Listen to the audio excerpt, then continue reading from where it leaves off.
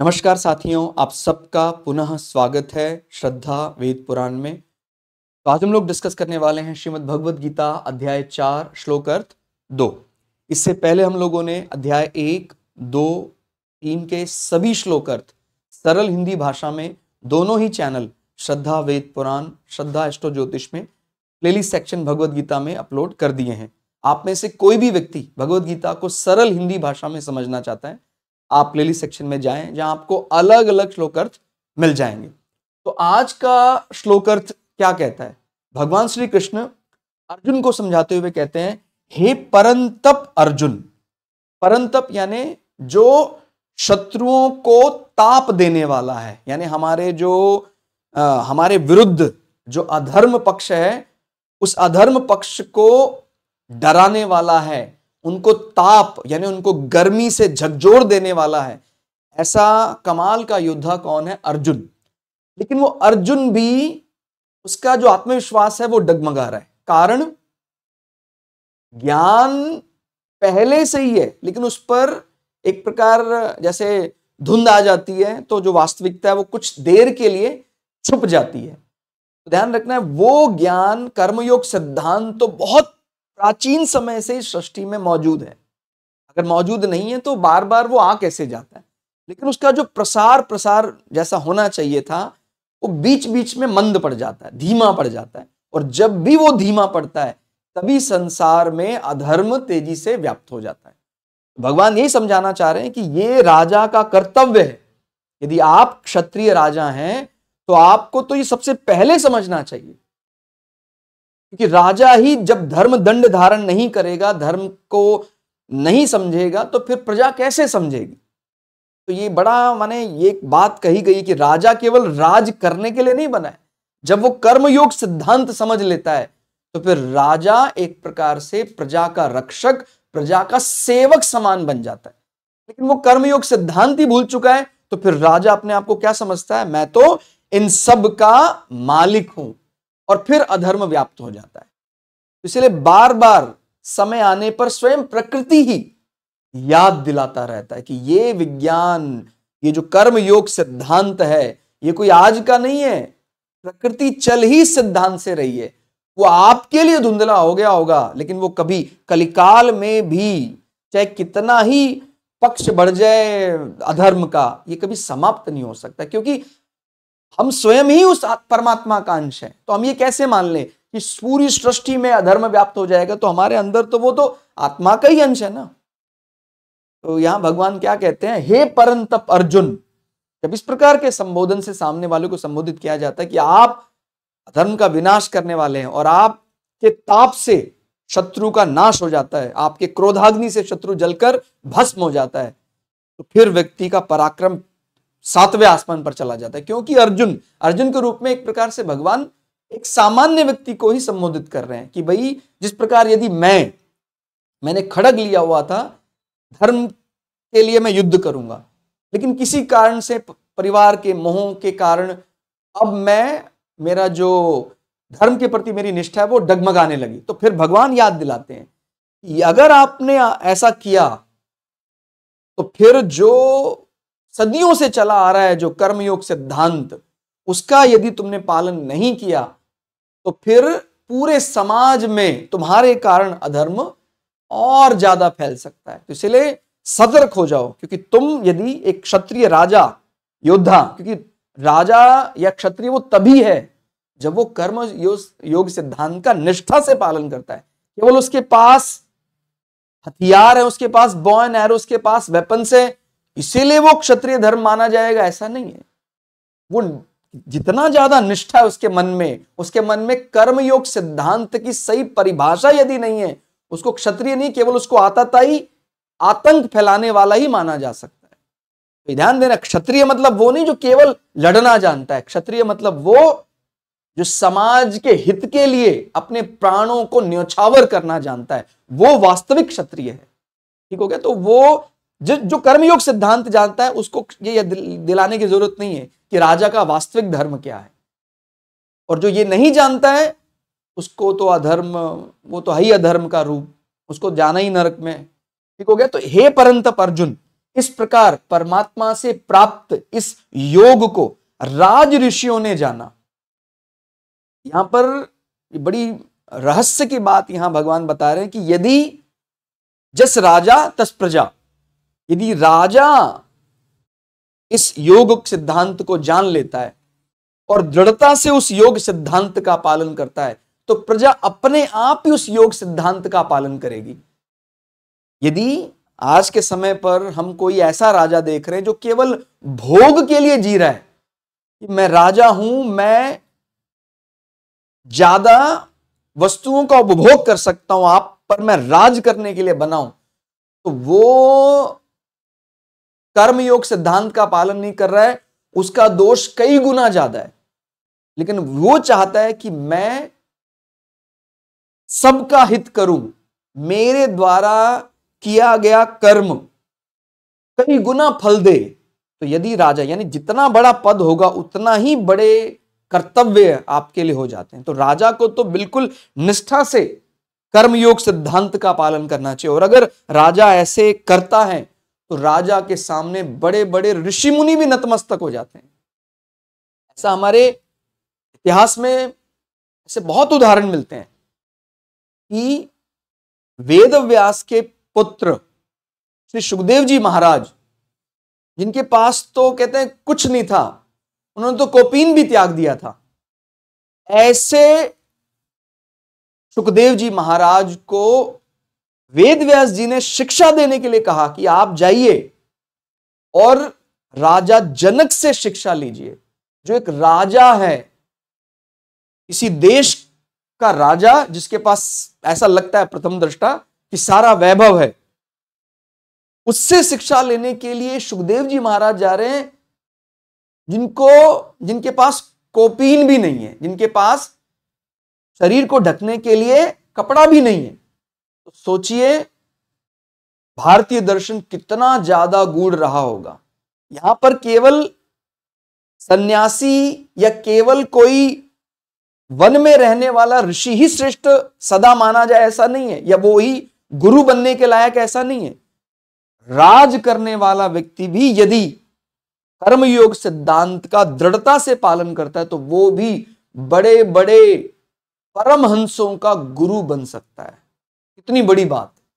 तो हे परंतप अर्जुन, इस प्रकार परंपरा से प्राप्त, यानी प्रकृति ने इसकी व्यवस्था अपने आप की है, क्योंकि अगर यह व्यवस्था कर्मयोग सिद्धांत की व्यवस्था ही नहीं होगी तो संसार का चलना ही व्यर्थ है।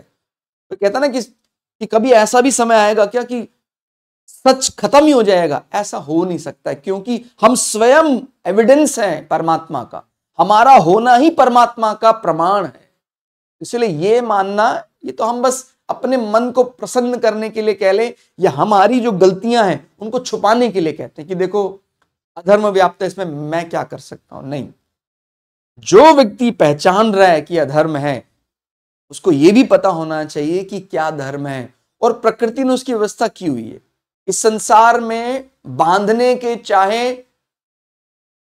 हजारों साधन हो, लेकिन छूटने के भी सैकड़ों साधन हैं। यानी आपको ट्रैप में फंसाने के लिए भी बहुत ऐसे अलग अलग माया के साधन मिलेंगे, लेकिन आप समझिए उसी माया संसार ने आपको निकलने के साधन भी बताए हैं। इसीलिए मति का सदुपयोग करें और अपने आप को मूर्ख ना बनाएं। ये तो अपने आप को मूर्ख बनाने वाली बातें हैं ना, ये तो कलिकाल चल रहा है और वो सतयुग है, इसीलिए मैं बहक गया था। यदि आप समझ रहे हैं कि मैं अधर्म रास्ते पर हूं, तो उसको दृढ़ता से धर्म की ओर झुकाने का प्रयास करें। ठीक हो गया? क्योंकि ये सिद्धांत समाप्त नहीं हो सकता। कर्म योग धुंधला हो सकता है, समाप्त नहीं हो सकता है। अगर वो समाप्त, संसार का मूल समाप्त हो जाएगा। ठीक हो गया? तो पग घट सकता है, बोलते हैं ना सतयुग में 4 पग हैं सत्य के, त्रेता में 3 पग हैं सत्य के, द्वापर में 2 पग हैं सत्य के, कलयुग में भी सत्य का 1 पग रहेगा, उसके बिना तो संसार चल ही नहीं सकता है। ठीक हो गया? तो राज ऋषियों ने जाना, किंतु उसके बाद वह योग बहुत काल से इस पृथ्वी लोक में लुप्त प्राय हो गया। इसी कारण से संसार में अलग अलग प्रकार की फिर अधर्म कृत्य शुरू हो जाते हैं। यानी जब राजा लोग केवल अपने लिए, अपने सुख के लिए जीने लग जाते हैं, परमार्थ समाप्त हो जाता है, वो योग भूल जाते हैं कि भाई मेरा जो गुरु है वो तो एक वेतन भोगी है, उसको वेतन मिलता है, वो आनंद लेता है, मेरा गुरु में मतलब मैं बाध्य नहीं हूं अपने गुरु की आज्ञा मानूं। जबकि पहले क्या था, अगर जब तक वो स्वर्णिम युग की बात हो रही है, सतयुग की बात हो रही है, तो मेरा गुरु वो मेरा मार्ग बनाने वाला है, वही मार्ग मुझे बताएगा। और चाहे मैं बल में ज्यादा हूं, मेरे पास सारी सेना है, लेकिन गुरु के बाद जब मंत्रणा करूंगा मैं, और मुझे वो धर्म का विवेक देंगे कि ये कार्य धर्म अनुकूल है, तो ही मैं वो कार्य करूंगा। मेरे पास बल है इसलिए मैं वो कार्य करूंगा, ऐसा नहीं। तो जब तक वो कर्मयोग सिद्धांत समाज से कर ले रहा है और वो कर का सदुपयोग समाज के लिए कर रहा है, जब ये भावना रहेगी, तब तक समाज में राजा के साथ साथ प्रजा भी सुखी रही। और जैसे इसलिए राजा का दायित्व ज्यादा बताया गया।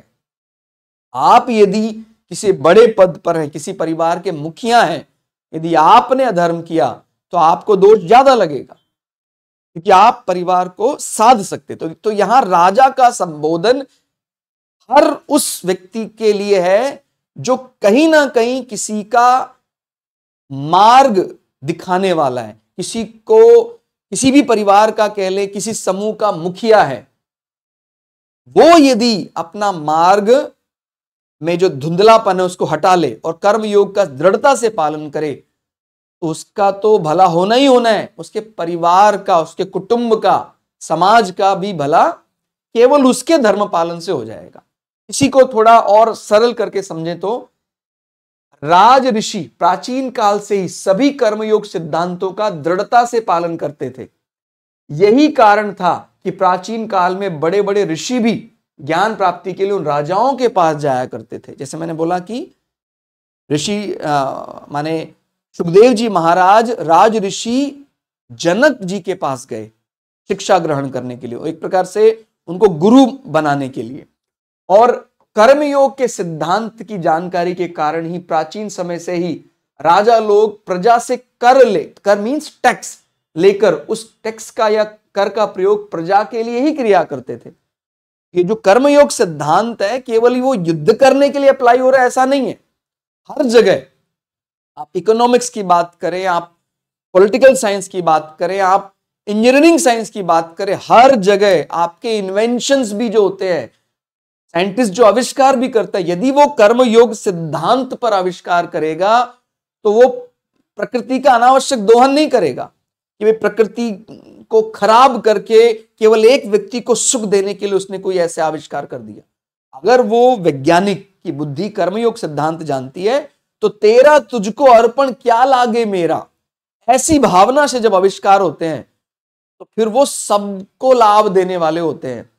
क्या आपको ये आविष्कार नहीं लगता है कि एक कच्ची मिट्टी का मकान आज के हजारों साल पहले बना था, जो गर्मियों में ठंडा रहता था और ठंड में गर्म, और उसकी खिड़की जो ठंडी हवा अंदर लाती है और उसका जो रोशनदान है वो गर्म हवा बाहर फेंकता है।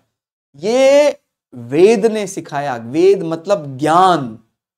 और जब हम कर्मयोग सिद्धांत से दूर होना शुरू होते हैं तो फिर हम अलग प्रकार का यंत्र बनाते हैं।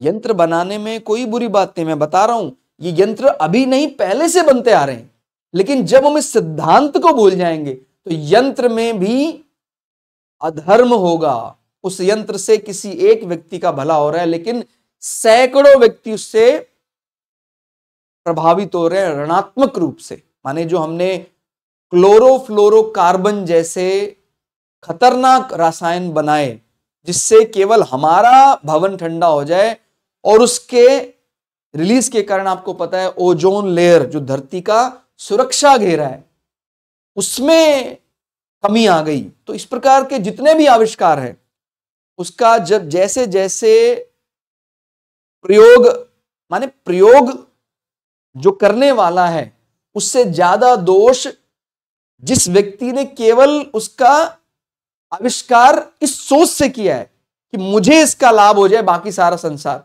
तो ये हमें समझना है कि आविष्कार करने वाले पहले भी ऐसा आविष्कार कर सकते थे, लेकिन उनको पता था कि हम वही आविष्कार करने वाले हैं जिससे केवल हमारा हित ना हो, मेरे एक समूह का हित ना हो, पूरे संसार का हित हो। ठीक हो गया। तो जिस कूलिंग के लिए या जिस हीटिंग के लिए हम बहुत ज्यादा प्रदूषण कर रहे हैं, वो कूलिंग और वो हीटिंग तो आदिकाल में भी रही है, उससे ज्यादा अच्छी रही है। लेकिन उसमें जब तक ये सिद्धांत रहा कि प्रकृति से लेकर प्रकृति को ही समर्पित करना है, तो जो आविष्कार होगा उसमें भी एक सच्चाई रहेगी।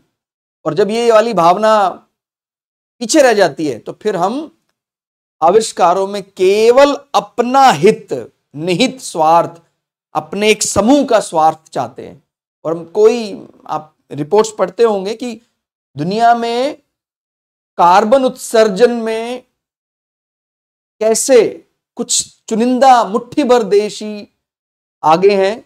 अलग अलग प्रकार के विकिरण, अलग अलग प्रकार के cosmic rays, gamma radiations, radioactive waves अनावश्यक रिलीज हो रहा है, केवल अपनी संप्रभुता, क्योंकि उन्होंने कर्मयोग सिद्धांत को भुला दिया है।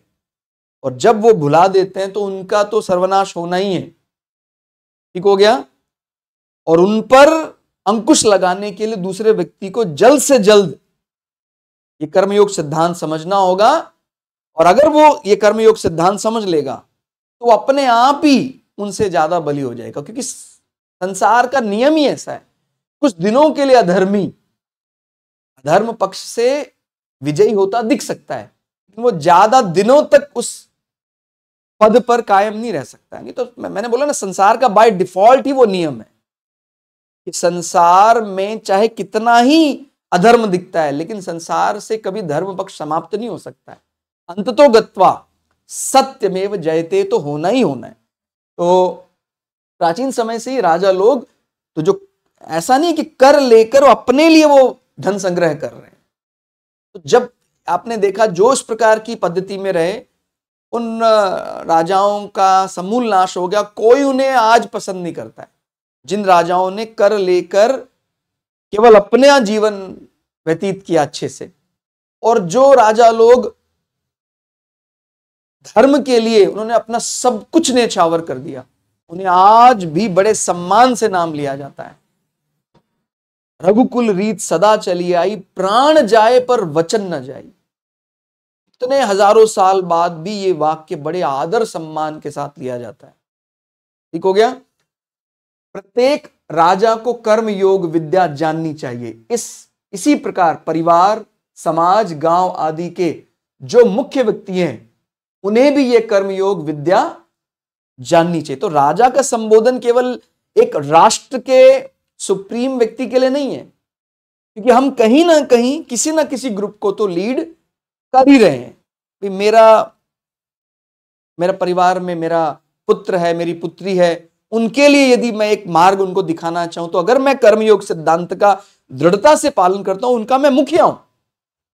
और यदि मैंने ही वो कर्मयोग सिद्धांत भुला दिया है, तो मेरे जो आने वाली पीढ़ियां हैं, मेरा पुत्र मेरी पुत्रियां हैं, उनको वो सिद्धांत पता ही नहीं लगेगा। और उस सिद्धांत को नहीं सीख पाए, इसमें बराबर मेरा दोष माना जाएगा।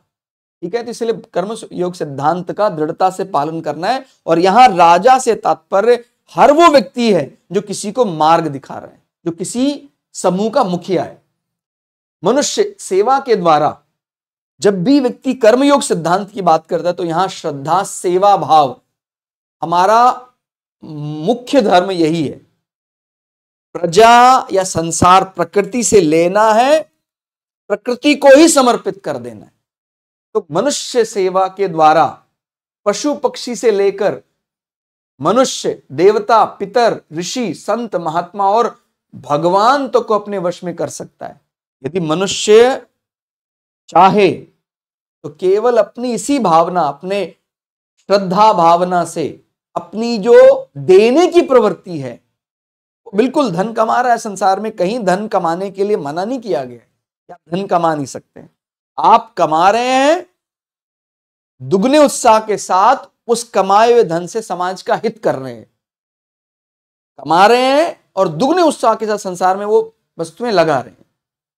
यही वास्तव में कर्मयोग सिद्धांत है। और जो इस सिद्धांत को अच्छे से जानता है, आज भी आपने देखे होंगे बहुत बड़े बड़े अंपायर बिलियनियर बन जाते हैं, और जब वो अनायास ही कभी उनको ईश्वर के आशीर्वाद से ये बात सिद्धांत समझ में आ जाता है, तो अपने एसेट्स का, अपने संपदा का 99% वो सेवा में लगा लेते हैं। तो जब ये वाली भावना हमारे अंदर रहती है तो उसको मार्ग मिल जाता है, इस ट्रैप से निकलने का मार्ग भगवान बता देते हैं। लेकिन यदि वो मृत्यु के आखिरी दिन तक केवल अपने लिए ही जीना चाहता है कि कल मुझे मरना है और आज भी मुझे इसी बात की चिंता है कि हाय मेरा, हाय मेरा, वो व्यक्ति मरने के बाद यहीं रहेगा, बार बार यहीं पिटाई होती रहेगी, बार बार यहीं पिटाई होती रहेगी। उसको कभी जो उसका फाइनल गोल है वो प्राप्त नहीं हो पाएगा। हम सब की इच्छा है, इसमें कोई बुराई नहीं है, हम सब सुप्रीम बनना चाहते हैं, सर्वश्रेष्ठ बनना चाहते हैं, हम वो पद पाना चाहते हैं जहां किसी का कोई भय ना हो। हम सब परम पद परमात्मा ही बनना चाहते हैं। अब कोई दूसरे शब्दों में कहता होगा, मैंने सीधा कह दिया, तो हम तो परमात्मा है ही, परमात्मा का ही अंश है, इसमें कोई बुराई नहीं है। लेकिन आप संसार, सीमित संसार में ही यदि उस पद को पाना चाहते हैं तो आप सीमित संसार के लिए नहीं, आप तो अखिल ब्रह्मांड चराचर जगत के सुप्रीम हैं। तो जब आपने आपको केवल इसी धरती तक, जो एक ब्रह्मांड के छोटे से सोलर सिस्टम का एक छोटा सा पिंड है, केवल उसी धरती पर अपने आप को बनाए रखना चाहते, तो ये तो कोई ज्यादा बल वाला बात नहीं हुआ। आपको यदि वास्तव में बल चाहिए, आप बली होइए, लेकिन केवल पृथ्वी के लिए नहीं, आप चराचर जगत के लिए उस बल के का एक ही उसका साधन है कि आपको इस शरीर बंधन से मुक्त, अपने आप को केवल लिमिटेड शरीर का नहीं माना, क्योंकि यह शरीर पृथ्वी, इस संसार का विषय। और जब हम ये जानने लग जाते कि मैं शरीर नहीं हूं, मैं केवल इस शरीर में रहता हूं, मैं वो शरीर ही हूं, तो पूरा ब्रह्मांड मेरा हो जाता। तो हमें तो वो पद पाना है, सबकी वही इच्छा है कि मैं हम सबके मन में बीच बीच में ख्याल आ जाता है कि मैं अनंत हूं, क्योंकि वास्तव में ही आप अनंत हैं। अनंत को छू लेने की आकांक्षा जाग जाती है, अनंत तक उड़ जाने की आकांक्षा जाग जाती है। कि जो अनंत विचार हमारे मन में आ रहे हैं, क्योंकि हम हैं ही अनंत, लेकिन पहचानना है हमें, केवल शरीर तक सीमित नहीं रहना है। तो मनुष्य, उसका साधन क्या है? सेवा और श्रद्धा। सेवा के द्वारा व्यक्ति पशु पक्षी तो क्या, दूसरे मनुष्य तो क्या, देवता, पितर, ऋषि, संत, महात्मा और भगवान तक को अपने वश में कर सकता है। ऐसी पुराणों में, उपनिषदों में कई कथाएं आई हैं। परंतु सेवा भाव को भूलकर मनुष्य स्वयं भोगों के वश में हो जाता है। यही कर्म योग का छिपना है। जो कर्म योग लुप्त होने की बात कही गई है सिद्धांत, तो उसका लुप्त होना को सरल भाषा में समझे तो जब व्यक्ति समाज या परमार्थ के लिए नहीं जी रहा है, इसका मतलब वो कर्मयोग सिद्धांत भूल गया है। और जब वो कर्मयोग सिद्धांत भूल गया है तो कहां तो वो मनुष्य, देवता, पितर, ऋषि, संत, महात्मा, भगवान तक को अपने वश में कर लेता है। जब ये बातें पुराणों में, उपनिषदों में आती हैं कि कैसे भगवान को मनुष्य ने अपने वश में कर लिया, भगवान सूर्य को उदय होने से रोका अपने बल से, अपने सतत्व बल से, तो आज के मनुष्य को ये बात स्वीकार सी नहीं होती। उसको लगता है कि नहीं, ये मुझे सच नहीं प्रतीत होता है। क्यों? क्योंकि स्वयं वो व्यक्ति इन मापदंडों पर आज खरा नहीं उतर सकता। उसको पता है कि मेरी शुचिता, मेरी शुद्धता की गारंटी वारंटी नहीं है, कोई गारंटी मैं नहीं ले पा रहा हूं, इसीलिए वो लगता है कि वो सामने वाला भी नहीं ले सकता है। लेकिन यदि आप दृढ़ हैं अपने नियम पर, तो प्रकृति भी आपके सामने झुक जाती है। तो ये जब पुराणों में, उपनिषदों में कथाएं आती हैं, तो ये कथा समझ भी वही सकता है। इसमें मतलब कोई आपको कोई ऐसा नहीं लगना चाहिए कि वो व्यक्ति क्यों नहीं मान रहा है। वो नहीं मानेगा, क्योंकि वो व्यक्ति स्वयं कभी इतना ज्यादा अनुशासित रह ही नहीं सकता है।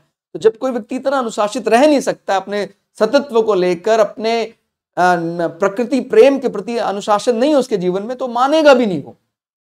उसको लगता है कि मैं नहीं मान रहा तो दूसरा कैसे मान लेगा इस चीज को। लेकिन ऐसा नहीं है। अगर मैं किसी विषय को नहीं समझ पा रहा हूं, इसका यह अर्थ नहीं कि वो विषय एग्जिस्ट नहीं करता है, उस विषय को कभी किसी ने समझा ही नहीं है। और ये इसके लिए ईश्वर का आशीर्वाद चाहिए। एक दम्भ अहंकार से भरा व्यक्ति इसको कभी समझ ही नहीं पाएगा।